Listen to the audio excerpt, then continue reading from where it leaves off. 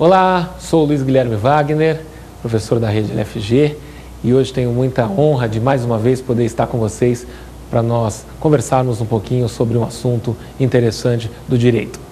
Esse é o programa Prova Final, que você já sabe é uma parceria da Rede LFG com a TV Justiça, e o nosso programa é dividido em 3 blocos. No primeiro bloco, tema do dia, nós vamos ter a oportunidade de analisar questões sobre o tema que foi separado para hoje. E hoje nós vamos falar de intervenção de terceiros, um capítulo importante do Código de Processo Civil, com algumas discussões doutrinárias e jurisprudenciais interessantes e um assunto que comumente cai na prova. Daí porque a importância de nós discutirmos, e no tema do dia nós vamos poder esmiuçar um pouquinho as figuras de intervenção de terceiro. No segundo bloco, Pergunte ao Professor, nós vamos ter a oportunidade de responder a questões que nos foram enviadas, debatendo e discutindo os casos de intervenção de terceiros que são tratados no Código de Processo Civil, e aí nós vamos poder aprimorar um pouquinho e aprofundar a discussão sobre esses assuntos. E no terceiro e último bloco, o X da questão, nós vamos responder questões que já caíram em provas anteriores da OAB, discutindo e tratando desse tema da intervenção de terceiros. Então, pode ficar atento, o programa de hoje está recheado de informações importantes, espero que você goste. Vamos então para o primeiro bloco.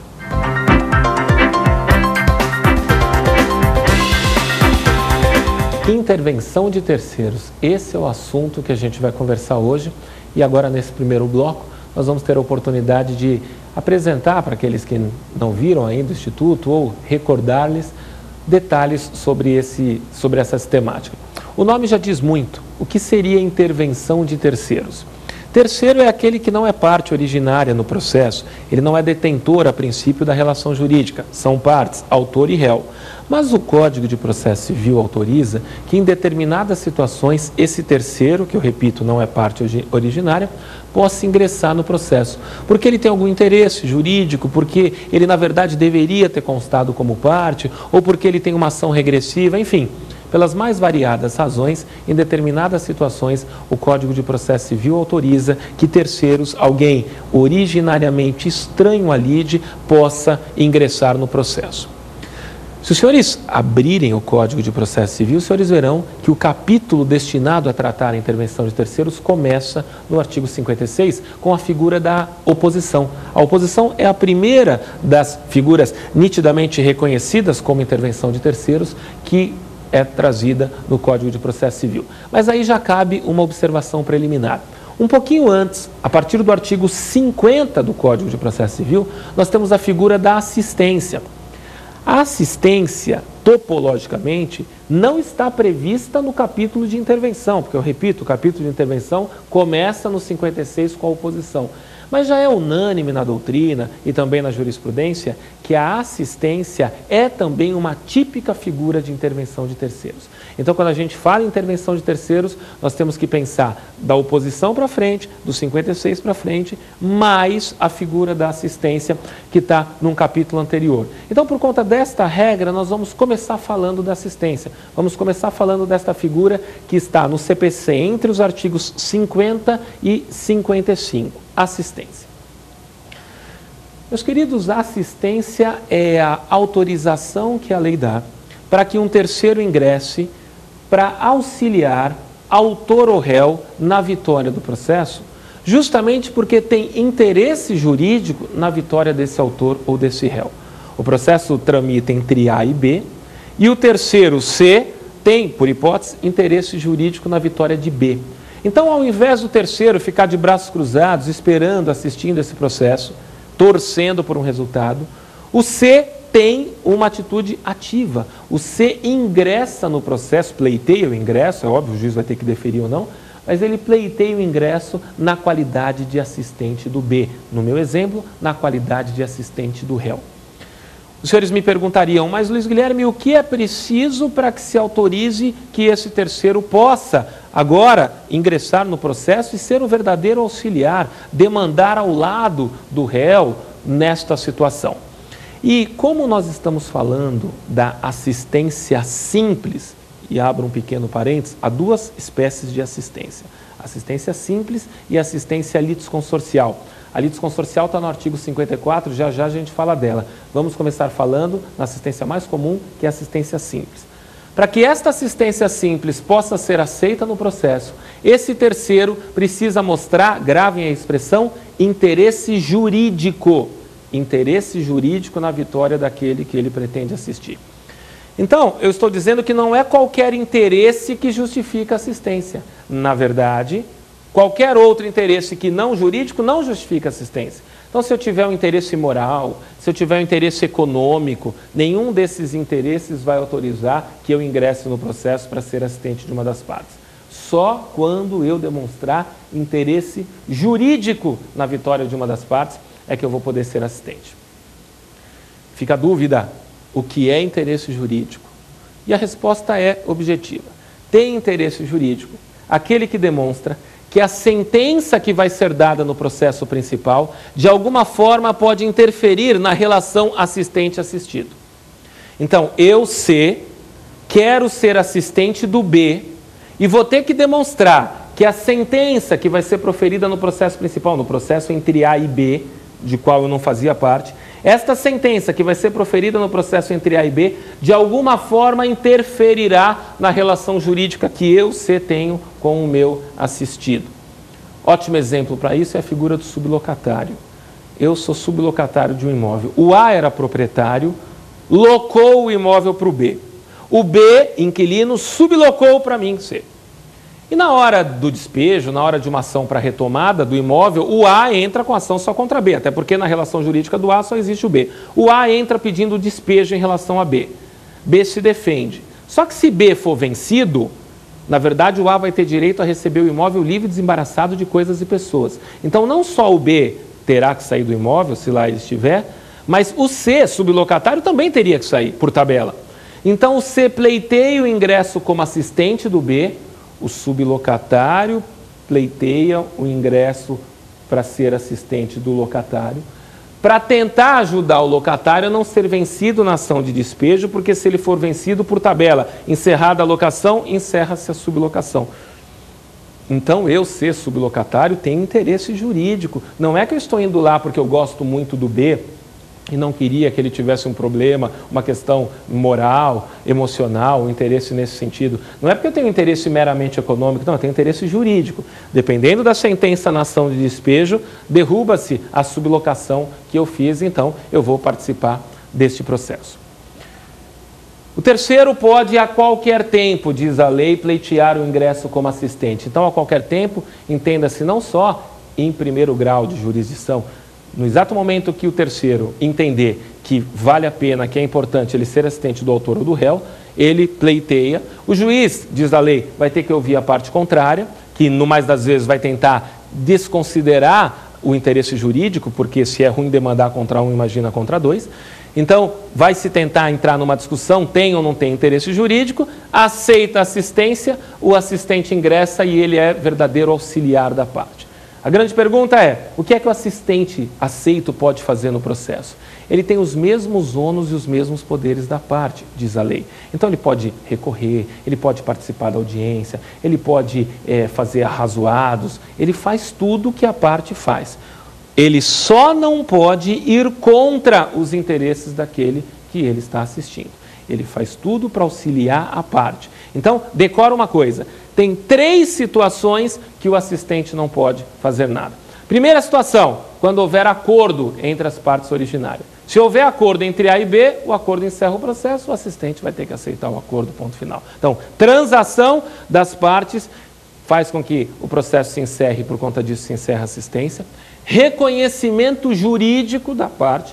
Se o autor, em determinado momento que está com essa ação, recebe de presente do réu reconhecimento jurídico, o réu fala, não, o autor tem razão, acabou. Se eu for assistente desse réu, nada posso fazer, porque o réu resolveu reconhecer juridicamente o pedido. E se o réu reconheceu juridicamente o pedido, acabou o processo, eu, assistente, não posso fazer nada. Então, e a terceira situação? A terceira situação diz da desistência da ação. Se o autor resolve desistir, não quer mais o processo e eu sou assistente do autor, uma vez desistido do processo, encerra-se o feito e encerrado o feito, a assistência não pode fazer nada. Então, decorou? transação, acordo, reconhecimento jurídico do pedido pelo réu ou desistência pelo autor, ocorrendo essas três situações ou uma dessas três situações, encerra-se o processo, por conta disso encerra-se também a assistência, ok? O assistente fica vinculado a estas situações. É muito interessante observar que nós temos esta assistência, que eu disse simples, mas nós temos também no artigo 54 a chamada assistência litisconsorcial. A assistência litisconsorcial é um grau elevado da assistência, porque o sujeito que pleiteia ser recebido como assistente, ele vai demonstrar, não que a sentença vai interferir na relação jurídica assistente-assistido, que é o requisito da assistência simples, ele vai demonstrar, ele terceiro, que na verdade ele tem relação jurídica direta com o adversário da parte contrária. Olha que coisa mais grave. Na assistência litisconsorcial, o terceiro mostra que tem relação jurídica direta com o adversário da outra parte. E que, em tese, poderia ter sido colocado como réu no processo. Não foi por alguma circunstância. Então, ele tem direto relação jurídica com a parte contrária, logo ele vai ser um assistente num grau elevado, ele vai ser uma espécie de litisconsorte.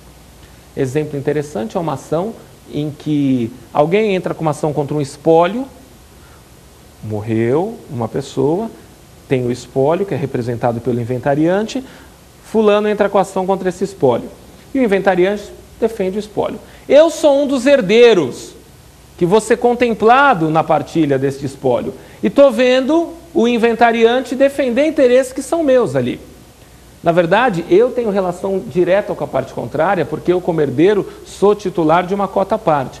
Então, ao invés de eu ficar torcendo e criticando a atuação do espólio na defesa de interesses que são meus também, eu pleiteio o meu ingresso como assistente desse espólio. Só que eu serei assistente litisconsorcial, porque eu também tenho relação jurídica direta com a parte contrária. E aí ficaremos como réu, espólio e eu, herdeiro, como assistente. Você me perguntaria, qual a diferença de você ser aceito como assistente litisconsorcial e como assistente simples?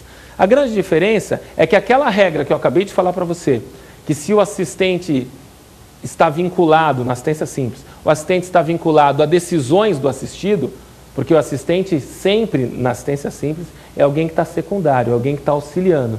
Então, se a parte principal desiste, reconhece o pedido, faz o acordo, o assistente simples tem que aceitar.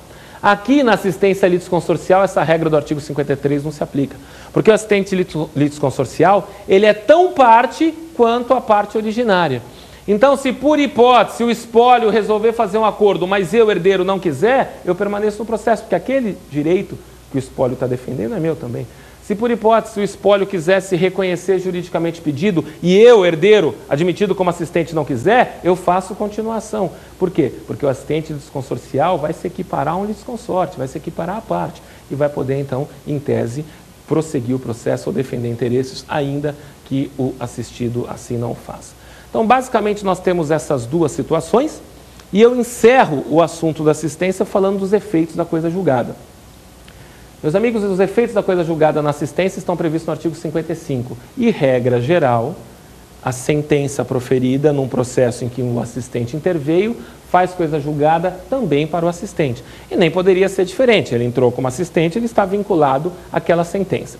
O ruim é que o artigo 55 traz duas exceções. Ele diz que o assistente poderá rediscutir a ação quando provar que pelo estado que ele ingressou no processo, talvez no estado muito avançado, ele não pôde produzir as provas, não pôde interferir no julgamento, ou quando por dolo ou por alguma situação do seu assistido, lhe foi impossibilitado de produzir provas que também influenciariam no resultado. Então, saiba, regra geral, e aqui é até uma exceção, aquela regra que nós temos dos efeitos subjetivos da coisa julgada. Porque os limites subjetivos da coisa julgada diz que são atingidos pela coisa julgada apenas as partes. Autor e réu ficarão submetidos ao poder da coisa julgada, à autoridade da coisa julgada. Mas o terceiro, diz o artigo 55, o assistente, também fica submetido à coisa julgada, salvo nessas duas exceções do artigo 55. Muito bem. Vamos falar um pouquinho da oposição. A oposição, como eu disse, tecnicamente é a primeira das figuras de intervenção, mas não é, nós vimos, porque a assistência também não é. E a oposição está entre os artigos 56 ao 61. E, basicamente, a oposição tem lugar quando o terceiro observa que há uma demanda, há uma disputa judicial quanto à posse ou propriedade de um direito ou de um bem. Então, discute-se a posse ou propriedade de um direito ou de um bem. Então, A e B estão disputando um carro. Eu, terceiro, tomo conhecimento dessa ação e entendo que, na verdade, o carro não é nem do A nem do B, o carro é meu. Então, o terceiro toma conhecimento de uma ação onde se disputa um direito ou uma coisa, só que esse terceiro se julga titular desse direito ou desta coisa. Pode ele imediatamente ingressar com a figura da oposição e, na verdade, se ele entrar com a oposição, ele entra contra os dois litigantes originários. E aí nós passaríamos a ter dois processos. O processo originário A versus B, que estão disputando o carro, e a oposição, que é o C versus A e B. A e B, na oposição, formam um litisconsórcio passivo necessário unitário. Passivo porque na oposição é autor o opoente, o C, e os opostos, A e B, passam a ser réus na oposição. Então, eles em litisconsórcio estão como réus na oposição, e esse litisconsórcio é necessário, não dá para entrar com a oposição apenas contra um. Tenho que entrar com a oposição contra os dois litigantes originários. E a decisão será a mesma, por isso o litisconsórcio unitário.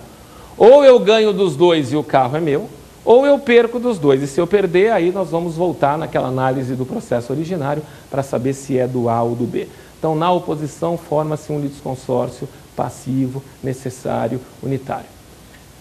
Meus queridos, a oposição pode ser apresentada até a audiência ou depois da audiência. Isso é uma distinção que o Código faz para fins de modalidade, como é que vai tramitar a oposição.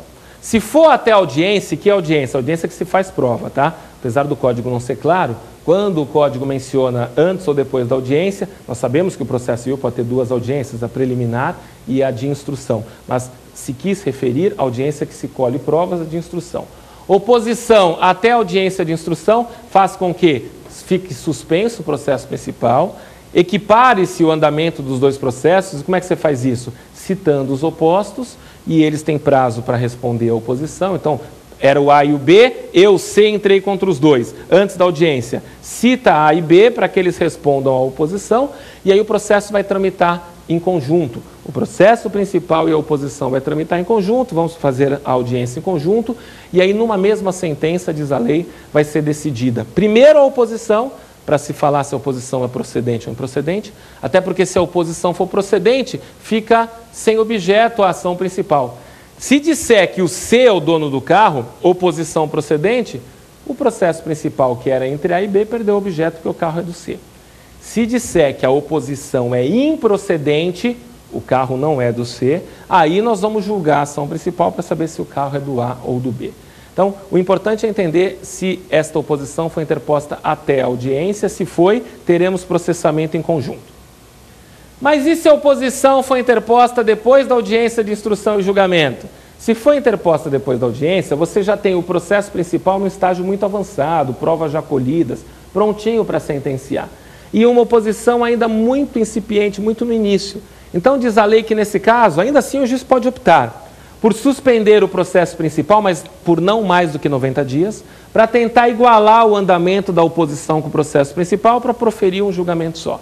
Se for impossível em 90 dias fazer esta equiparação, diz a lei então que segue a oposição, ou melhor, segue a ação principal, que já teve audiência, sentencia-se a ação principal e sem prejuízo depois se sentencia a oposição. Então aí, oposição interposta depois da audiência, ainda assim ela é cabível, mas não necessariamente nós teremos julgamentos em conjunto, nós poderemos ter primeiro o julgamento da ação principal e depois o julgamento da oposição, ok? A outra intervenção de terceiros trazida no Código, do artigo 62 ao artigo 69, é a figura da nomeação-autoria. E a nomeação-autoria nada mais é do que um mecanismo para corrigir, atentem a isso, a nomeação-autoria visa corrigir uma ilegitimidade passiva. O autor entrou com a ação contra alguém que não tinha titularidade para ser réu, porque ele era apenas detentor ou cumpridor de ordem. Guardem esses dois casos. Quando a ação é interposta contra alguém que é mero detentor, não é o titular do bem, ou é mero cumpridor de ordem, não partiu dele a decisão, ele só está cumprindo ordem. Este detentor, este cumpridor de ordem, que equivocadamente foi apontado como réu, no prazo da sua resposta, ele deve comparecer e nomear a autoria. Falar, não sou eu não, eu só cumpro ordens, quem decide é fulano. Não sou eu não, eu só sou aqui o pintor, eu não sou dono desse imóvel, você tem que processar é Beltrano. Eu sou só gerente, quem toma a decisão é o dono da empresa. Então, nomeia-se a autoria aquele que deveria ser apontado como réu. Esta nomeação tem que ser feita pelo réu no prazo da sua contestação, no prazo da sua defesa. O que faz, inclusive, com que se interrompa o prazo para apresentação de contestação, porque se fez a alegação da nomeação autoria, temos que parar para ver se essa nomeação procede ou não. O que é que a lei traz? A lei diz assim, temos que ouvir primeiro o autor, para ver se o autor aceita esta troca de réus. Até porque há um princípio de que eu não posso ser obrigado a demandar contra quem eu não queira.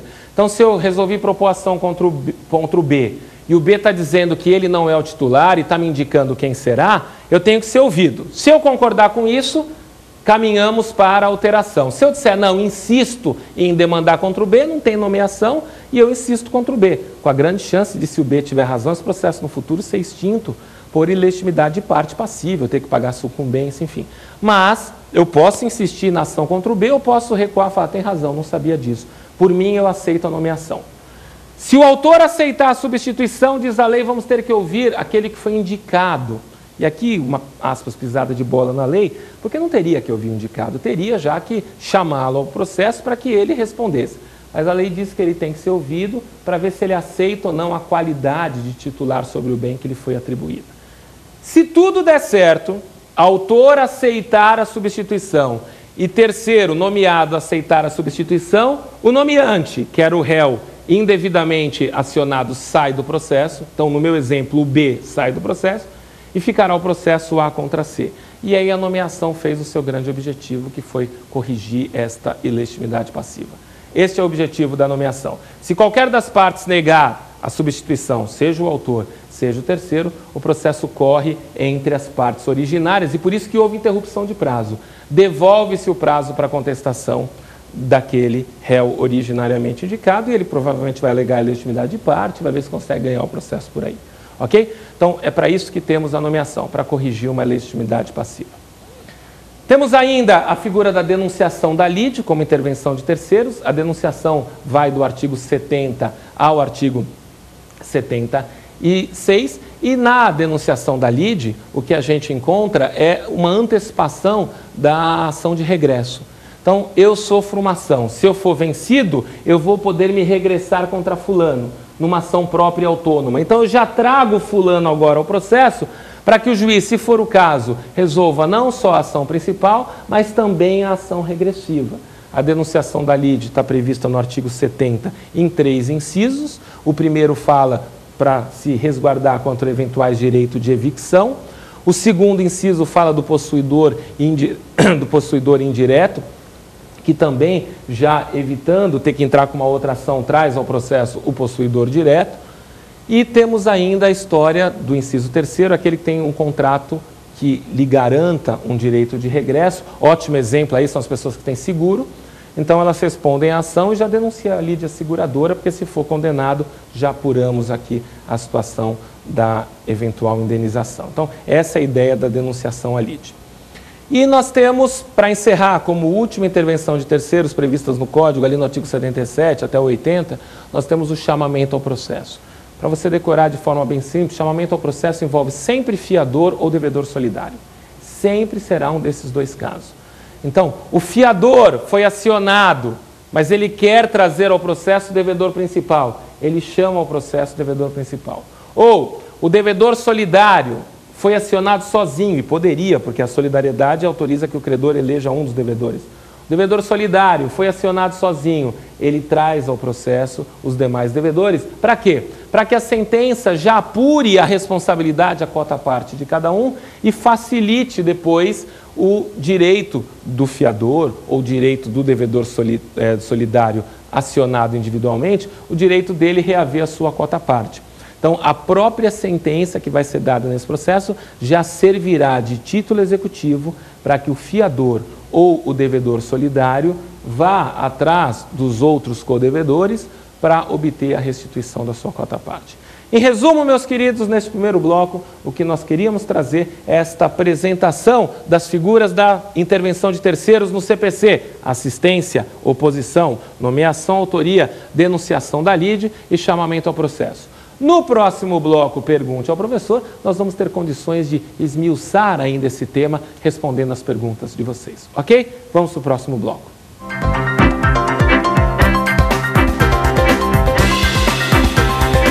Meus amigos, neste bloco, Pergunte ao Professor, nós temos a oportunidade de responder as perguntas que nos são enviadas e, aliás, você pode participar enviando sua pergunta para o e-mail provafinal@aesapar.com, ok?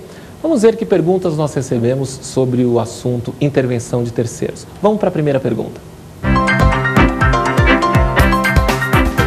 O rito sumário admite a denunciação da lide? Meus amigos, esta pergunta é uma questão constante perguntada em prova, porque no rito sumário, pela celeridade que o rito sumário busca, dentro do capítulo onde é disciplinado o rito sumário, nós encontramos o artigo 280.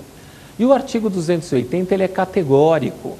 Ele diz que no rito sumário não são admissíveis intervenções de terceiro. Então, numa primeira leitura, você falaria, bom, no rito sumário não cabe nenhuma figura de intervenção de terceiros, porque seria algo até incompatível com a celeridade do rito sumário. Ocorre que o próprio artigo 280 traz algumas pequenas exceções. Ele diz, por exemplo, salvo a assistência cabe no rito sumário, e assistência, nós acabamos de ver, é uma das formas de intervenção de terceiros. Então, assistência cabe. Cabe também, diz o 280, recurso de terceiro prejudicado. E cabe também, diz o artigo 280, a intervenção fundada em contrato de seguro. Meus amigos, esta última expressão que eu disse, intervenção de terceiro fundada em contrato de seguro, leva à seguinte discussão. Então, será que no rito sumário cabe denunciação da lide? Porque vocês sabem que no artigo 70, que é o artigo que trata da denunciação da lide, o inciso 3 do artigo 70 fala que é hipótese de denunciação da lide a intervenção fundada em contrato de seguro. É a história do sujeito que tem um contrato de seguro, né? Então, vejam só, eu tive um acidente de carros, estou sendo acionado, mas eu tenho seguradora. Se eu for condenado, eu talvez vá atrás da minha seguradora. Então, já para facilitar a minha vida, eu contesto e peço a denunciação da lide da minha seguradora. Ora, acidentes de veículo, pela regra do artigo 275, inciso 2, vão ser processados pelo rito sumário. Então, eu recebo uma ação de acidente de veículo pelo rito sumário, ficaria a dúvida. Neste rito sumário, não posso denunciar a lide, a minha seguradora, porque pelo sumário não cabe denunciação. Então, o legislador tentou consertar isso, mas não dizendo, atenção para a prova, hein? Não dizendo que cabe denunciação da lide. Porque denunciação da lide é um gênero, nós temos 3 espécies de denunciação. O artigo 70, inciso 1, evicção, o artigo 70, inciso 2 e o artigo 70, inciso 3.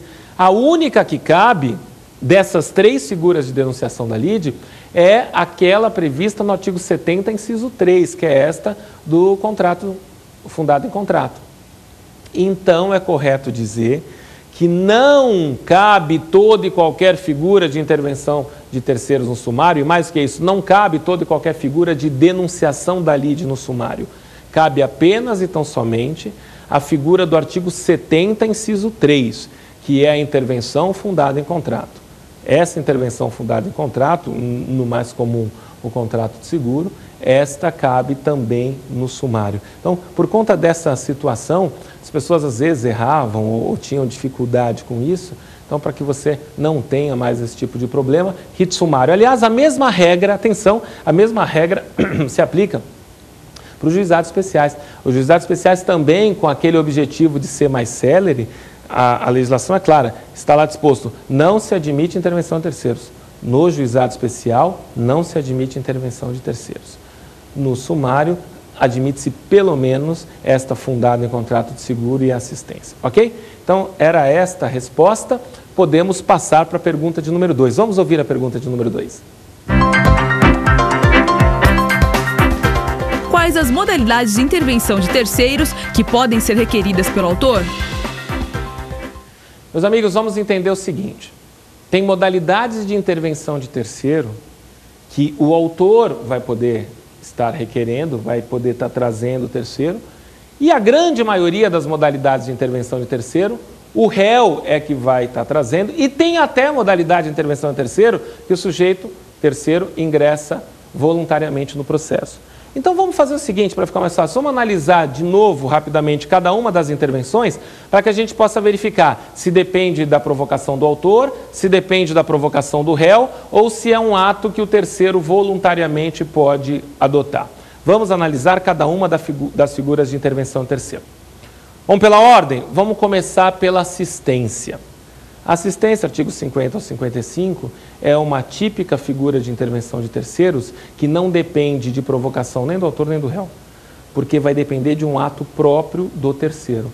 É o terceiro que, entendendo que tem interesse jurídico, na hipótese da assistência simples, ou entendendo que tem relação jurídica direta com a parte adversária, assistente litisconsorcial, é o terceiro que comparece e pleiteia o seu ingresso como assistente. Então, não é o autor que busca e traz o assistente, não é o réu que traz o assistente. A assistência é uma figura onde o ingresso dependerá da manifestação do terceiro, ok? Então, quanto à assistência, isso está resolvido. E a oposição? Para a oposição, vale a mesma regra. A oposição, que é aquela figura em que um terceiro comparece no processo e diz, não é nem do autor nem do réu, é meu. A oposição é alguém se insurgindo contra ambos os litigantes originários. Na oposição, nós não temos ação do autor para trazer o opoente e nem temos a ação do réu para trazer o opoente. A oposição, assim como a assistência, é uma hipótese de intervenção de terceiros que caberá ao próprio terceiro pleitear o seu ingresso em juízo. Então, aquele que pretende ser opositor aos demandantes originários, ele mesmo ingressa em juízo, independentemente do chamado de qualquer das partes. Então vejam que interessante, essas duas primeiras figuras que a gente viu, assistência e oposição, não depende de manifestação nem do autor nem do réu, depende do interesse do próprio terceiro. Nomeação autoria é a intervenção de terceiro a próxima no Código, trazida ali no 62. A nomeação autoria é um ato que só pode ser realizado pelo réu. O autor nunca nomeia autoria, porque o autor entrou com ação contra aquele determinado réu. Na cabeça do autor, pelo menos num primeiro momento, aquele réu era quem tinha a legitimidade passiva para estar respondendo a ação. Por isso que ele entrou com ação contra aquele réu. Ele é surpreendido com a manifestação do réu, que diz, não sou eu a parte legítima, quem teria que estar respondendo é fulano. Eu sou só detentor, sou só cumpridor de ordem. Então, quem dá, aspas, esse toque para o juiz, quem, aspas, avisa quem é o terceiro que deveria ingressar no processo, é sempre o réu. Na hipótese da nomeação autoria é ato privativo do réu que comunica, e aí é aquela história que nós conversamos. Verifica se o autor aceita, verifica se o terceiro reconhece esta qualidade que lhe é atribuída, e se tudo der certo, a ideia é que este réu originário deixe o processo era A contra B. O B justifica que ele não é parte legítima, se tudo der certo, o B sai do processo e o processo vai continuar A contra C.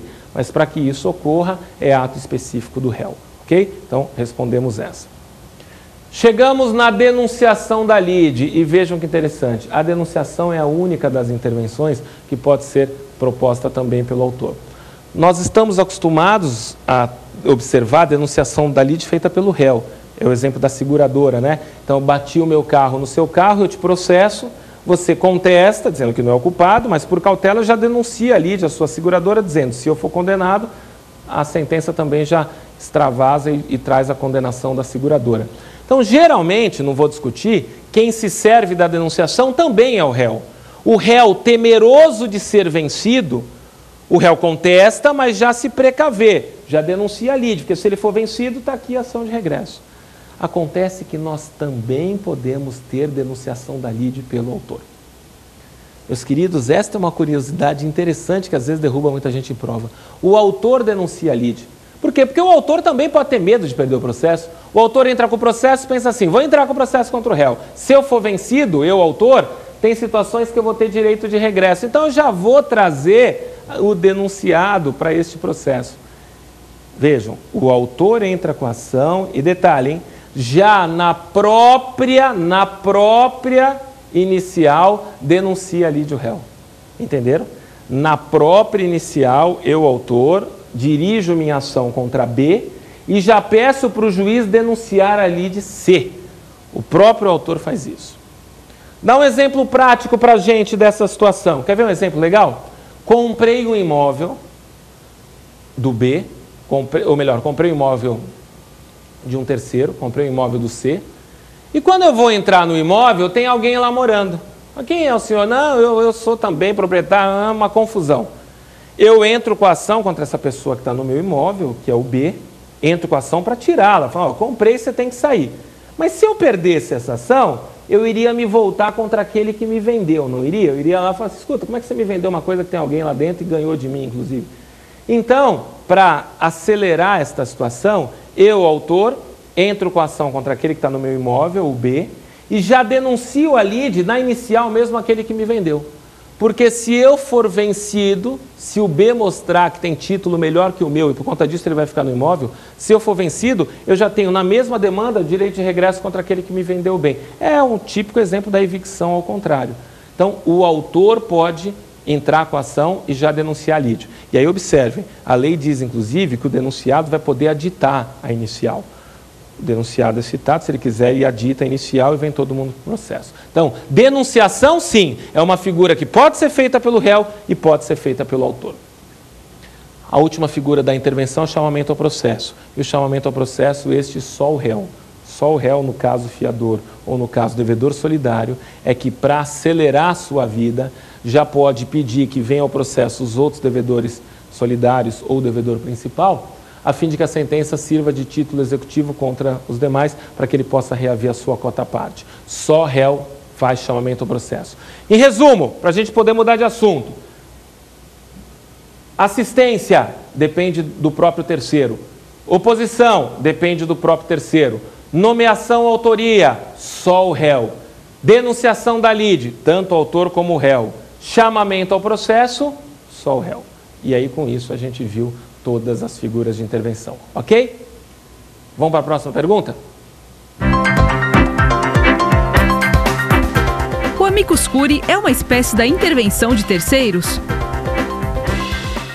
Gente, essa é uma pergunta difícil para a doutrina responder. O amicus curiae, ele é ou não intervenção de terceiro? Vamos primeiro entender quem é esse amicus curiae, quem é essa figura nova que tem sido bastante falada hoje em dia. A tradução do amicus curiae é amigo da corte, amigo da cúria. Então, a corte, quando vai proferir o julgamento, a corte, leia-se o tribunal, quando vai proferir o julgamento, pode, em determinadas situações, precisar de informações de alguém imparcial, de alguém que quer apenas ajudar a corte a ter um melhor entendimento sobre a questão e, por conta disso, alcançar um resultado mais próximo da verdade, um resultado mais compatível com uma boa prestação jurisdicional. Então, vejam, este amicus curiae é um terceiro, na medida em que não era autor nem réu, e que vem a juízo para trazer ou fazer considerações importantes para os julgadores, para que os julgadores possam levar em conta isto quando de um julgamento. O amicus curiae é amigo da corte, não é amigo das partes. Então, por conta disso, a gente tem que distinguir amicus curiae de assistente. Porque o assistente declaradamente fala, eu quero ajudar o autor, porque se o autor perder, minha situação jurídica piora, ou eu quero ajudar o réu. O assistente nitidamente tem interesse na vitória de uma das partes, porque a relação jurídica dele envolvida vai sofrer alguma consequência. Agora, o amicus curiae não. O amicus curiae é imparcial. O amicus curiae vem para dizer, olha, eu conheço essa matéria, sou especialista, queria tecer essas considerações para que o julgamento saia com uma melhor qualidade. Por isso que o amicus curiae não pode ser visto como assistente, por isso que, a bem da verdade, o amicus curiae não poderia ser visto como uma figura de intervenção de terceiros. Ou, o que a doutrina tem dito, é uma intervenção de terceiros sui generis. É uma intervenção de terceiros sui generis no sentido de ser diferente, de ter suas particularidades. Me parece, e assim alguns têm se manifestado, que o amicus curiae é mais próximo de um auxiliar da justiça. Porque o auxiliar da justiça é aquele sujeito imparcial, e aí veja um perito, e aí veja um intérprete, que auxilia a justiça trazendo informações, tecendo algumas coisas.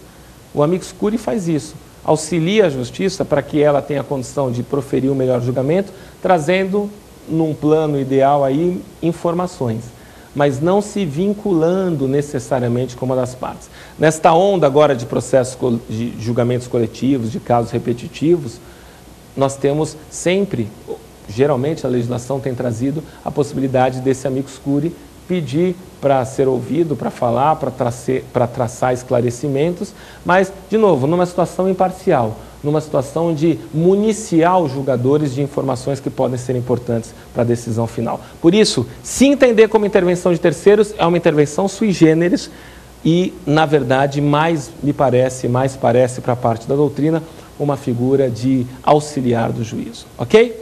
Maravilha! Vamos para a próxima pergunta?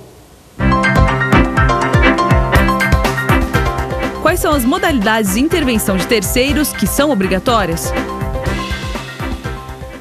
Outra discussão frequente, gente, que nós temos que enfrentar é que modalidades de intervenção precisam ser tomadas sob pena de preclusão, sob pena de punição para alguma das partes e que modalidades de intervenção de terceiros são facultativas, vale dizer, se não forem adotadas, ainda assim, num processo autônomo posterior pode haver essa discussão. Então, quais são obrigatórias, quais são facultativas? A melhor opção aqui, de novo, é fazer uma análise individual. Vamos analisar cada uma das figuras de intervenção de terceiros. Começo pela assistência. Ora, assistência não é nem um pouco obrigatória. Volta lá no meu exemplo do sublocatário. Se o sublocatário, sabendo que existe uma ação, proprietário e inquilino, querendo a desocupação do imóvel, se o sublocatário não quiser entrar como assistente do locatário, quiser de braços cruzados assistir o julgamento, sabendo que aquele julgamento de alguma forma pode interferir na relação jurídica entre ele e o assistido, mas se ele não quiser participar, porque não quer contratar advogado, não quer ter dor de cabeça com o processo, não vai ter punição, nem ônus nenhum. Vai ter a decisão, num processo que ele não fez parte, que pode extravasar efeitos contra ele. Então, ser assistente nunca é algo obrigatório, mesmo na assistência litisconsorcial. Volta no meu exemplo, eu sou herdeiro, mas o espólio está lá em juízo e me representa. Se eu não quero me envolver, deixo o espólio, deixo o espólio. Então, assistência é um ato facultativo do terceiro, não pode ser visto como algo obrigatório. A oposição igualmente é um ato facultativo. Esse terceiro que se diz dono do objeto daquele processo, que está sendo demandado entre A e B, esse terceiro, se não quiser imediatamente entrar como oposição, para já ver resolvida a situação, ele pode esperar o processo principal ser resolvido, e aí ganha o A, ganha o B, e depois, no futuro, entrar com uma ação só contra o vencedor, dizendo, olha, você ganhou, mas não é seu não, é meu por conta disso e daquilo. Então, oposição também não pode ser vista como uma medida obrigatória. Oposição é uma medida facultativa que cabe ao terceiro ingressar quando entender que é importante. E se quiser, pode esperar para depois entrar com uma ação própria. Depois nós temos a nomeação-autoria, aí a coisa já muda. O artigo 69 é bem claro ao dizer que se aquele a quem competia a nomear autoria, porque ele é um réu que indevidamente foi acionado, então no prazo de resposta ele tem que dizer, ó, não sou eu não. Se ele não disser, deixar levar o processo adiante, e lá na frente a gente verificar que não era com ele, nós vamos ver que a gente perdeu tempo, perdeu dinheiro. Então, responde por perdas e danos, diz o artigo 69, aquele a quem competia a nomeação autoria e ele não o fez. Então, 69, repito, é categórico, hein? Vai responder por perdas e danos quem não fizer a nomeação. Logo, a nomeação é um ato obrigatório, o sujeito ou nomeia ou paga indenização. Depois da nomeação, nós temos a denunciação da lide. A denunciação da lide nos induz a erro a redação do artigo 70, porque o artigo 70 diz assim, é obrigatória a denunciação, e tem 3 incisos, como eu falei. Só que por conta do Código Civil, a doutrina explica bem isso, a jurisprudência acompanhou, por conta do Código Civil, que diz que só na hipótese de evicção, se o sujeito não trouxer para o processo aquele que lhe vendeu o alienante, depois não vai poder entrar com uma ação contra ele. Então, só é obrigatória, daquelas 3 hipóteses de denunciação da lide, só é a hipótese do inciso 1, que é a que trata da evicção. E é obrigatória porque o Código Civil diz que tem que trazer para o processo o alienante.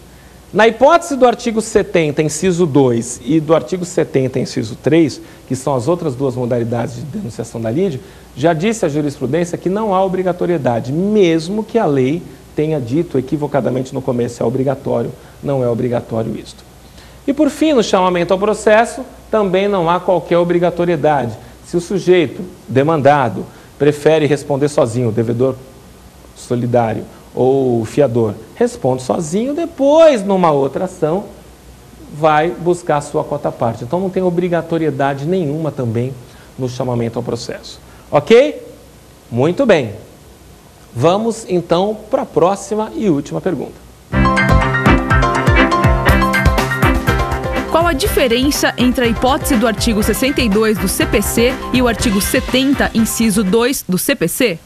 Meus amigos, essa também é uma discussão que já pegou muita gente de calça curta e hoje a gente tem uma resposta bem tranquila. A nomeação, e eu vou dar através de um exemplo. Por que é que se eu entrar com uma ação contra o caseiro, na sua contestação, diz, olha, eu sou só caseiro, eu não sou dono, não. O dono é o fulano. Então, nomeio a autoria, me tira do processo e fica contra o fulano. E se eu entrar com uma ação contra o inquilino, entro com uma ação contra o inquilino, quando na verdade tinha que ter entrado contra o dono do imóvel, o inquilino não faz nomeação autoria. Porque o caseiro faz nomeação autoria, que é caso de detenção. Detenção não tem posse. Então, quem é mero detentor faz nomeação autoria. Caseiro está no artigo 70, está no artigo 62. Agora, quem é inquilino, na hipótese do inquilino, ele tem posse indireta. Ou melhor, ele tem posse direta, porque ele está lá vivendo no bem. O inquilino, possuidor direto, faz denunciação da lide, é o artigo 70, inciso 2. Por que é que o inquilino faz denunciação e o caseiro faz nomeação autoria? Porque a distinção é ter ou não posse. Quem tem posse, do ponto de vista jurídico, é alguém importante para continuar e participar no processo. Inquilino tem posse direta. Então, inquilino não sai do processo, não. Inquilino, locatário, ele irá fazer denunciação da lide, traz o proprietário e fica todo mundo no processo. Inquilino faz denunciação da lide e permanece no processo. Caseiro não tem posse, quem não tem posse se retira e faz isso por nomeação autoria. Então essa é a diferença dos dois institutos. Muito bem, respondemos todas as perguntas. Agora a gente tem a oportunidade de ir para o terceiro e último bloco, onde nós vamos responder questões que já foram cobradas em prova anteriores do OAB, ok? Vamos para o terceiro bloco.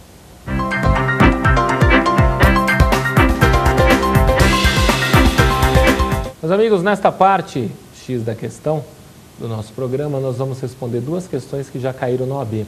A primeira questão é na OAB São Paulo, ainda quando não era unificado. Olha que interessante a problemática aqui tratada.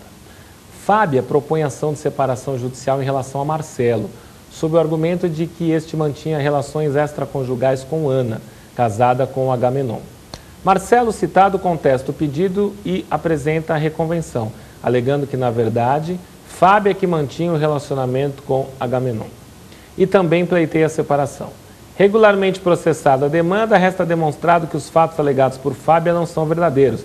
Entretanto, aqueles alegados pelo reconvinte, sim, razão pela qual a ação de separação judicial proposta pela autora foi julgada improcedente e a reconvenção procedente.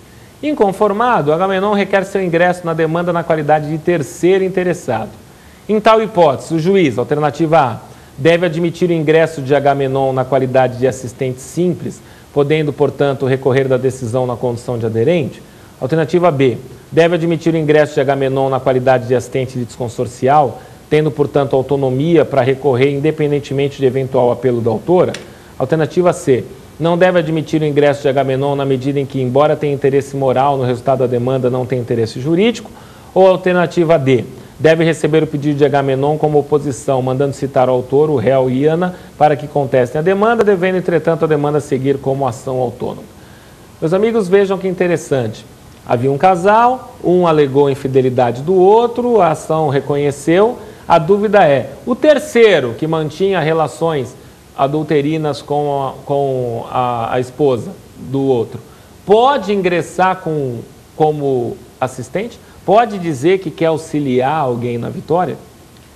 Como é que você responde isso? você tem que saber e lembrar quais são os requisitos para assistência. E o requisito para assistência é, se for simples, você mostrar que tem interesse jurídico, não qualquer outro interesse moral, econômico, ou se for assistência litisconsorcial, você mostrar que o assistente tem relação direta com o adversário do assistido. Aqui, neste caso, não há nem interesse jurídico, nem relação direta com a parte contrária. Neste caso, o terceiro, que é apontado como o amante de uma das partes, se ingressar em juízo, o fará apenas por uma questão moral, porque juridicamente não muda a relação. A sentença não faz ele ser mais ou menos amante, não traz a ele direitos ou nenhuma outra situação. A sentença apenas dissolve um casamento e ele moralmente, por questão de honra, quer ingressar em juízo.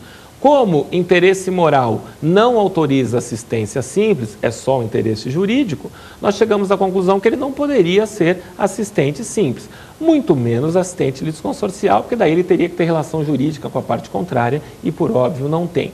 Oposição também nunca se aplica, esse era a alternativa mais absurda, porque para a oposição nós teríamos que ter a ideia de pessoas disputando um bem ou um direito e o terceiro dizer que ele é o titular do direito, que não se aplica aqui. Então, por conta disso, a resposta certa é a alternativa C, que diz: não deve admitir o ingresso de Agamenon na medida em que, embora tenha interesse, é só moral, no resultado da demanda, não tem interesse jurídico. Ok? Muito interessante esta pergunta. Vamos para a segunda questão? A segunda questão, esta já caiu na prova unificada, agora, fevereiro de 2012, super recente. Vejam como cai constantemente a intervenção de terceiro nas provas. Como se disse, a intervenção de terceiros é um importante fenômeno processual capaz de permitir a pluralidade de partes em um processo. Imagine a seguinte situação jurídica. Neves empresta 500 para Silvio e Sandro, sócios de uma empresa que fabrica sapatos, e a quantia deixa de ser paga a Neves na data estipulada no contrato de empréstimo, razão pela qual Neves opta por cobrar toda a dívida apenas de Silvio, cujo patrimônio é maior. Sandro resolve, então, requerer sua intervenção no processo por temer que Silvio venha sucumbir e que, ato contínuo, venha agir regressivamente contra ele, após ter pagado toda a quantia devida a Neves, com a finalidade de obter de Sandro a sua cota-parte da dívida. Nesta situação, caracteriza-se a seguinte figura de intervenção de terceiros. Alternativa A, assistência qualificada ou litisconsorcial. Alternativa B, denunciação da lide. Alternativa C, chamamento ao processo. Alternativa D, assistência simples ou adesiva.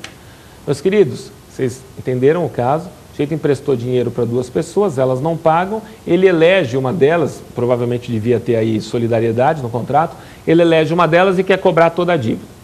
Aí o outro codevedor, que não figurou no processo, quer entrar no processo para tentar diminuir este débito, porque sabe que se não fizer nada e o seu codevedor for condenado e pagar, tão logo ele paga, ele vai cobrar a cota-parte dele. Então nós estamos falando da possibilidade desse terceiro, que está fora do processo, ingressar. É um típico caso de assistência. Qual assistência, você perguntaria, simples ou a litisconsorcial? Aqui é assistência litisconsorcial. Por quê? Porque o sujeito que não foi trazido ao processo, ele tem relação jurídica direta com a parte adversária. Ele poderia ter sido trazido ao processo. Não foi por conta da história da solidariedade. Mas ele tem total relação jurídica com a parte contrária. Então ele tem que ser recebido no processo como parte mesmo, como um litisconsorte. Por conta disto, a resposta correta é a letra A, que fala da assistência qualificada ou litisconsorcial. Só para fazer um esclarecimento rapidinho, que você poderia ter ficado na dúvida, por que não é chamamento ao processo? Se fosse ao contrário, como assim ao contrário? O A tinha entrado com a ação só contra um dos dois, o devedor solidário. Se partisse do réu acionado, do devedor solidário, trazer o codevedor para o processo, esse devedor solidário, que no caso seria o Silvio, ele poderia chamar ao processo Sandro. Então, eu tenho crédito com Sandro e Silvio. Entro com a ação só contra o Silvio. Se o Silvio quiser, o Silvio chama ao processo Sandro. Agora, se partir do Sandro a vontade de entrar no processo, aí é assistência. E aí é assistência litisconsorcial. Então, os senhores observam que o que mudou foi de quem partiu esta situação. Com isso, nós acabamos resolvendo as duas questões que caíram na OAB e eu insisto, você que vai prestar a prova, quando for estudar processo civil, dá uma passada de olhos com calma no assunto intervenção de terceiros, porque esse é um assunto importante, esse cai bastante em prova. Se você tem alguma dúvida sobre esse assunto ou alguma outra coisa, escreve para mim, tem oportunidade, a gente conversa no meu e-mail pessoal, Costa Wagner, que é o meu sobrenome, Wagner é com W, costavagner.adv, que é a abreviatura de advogado, costavagner.adv@terra.com.br, costavagner.adv@terra.com.br. Foi um prazer mais uma vez estar com vocês. Ok? Valeu, tchau, até a próxima.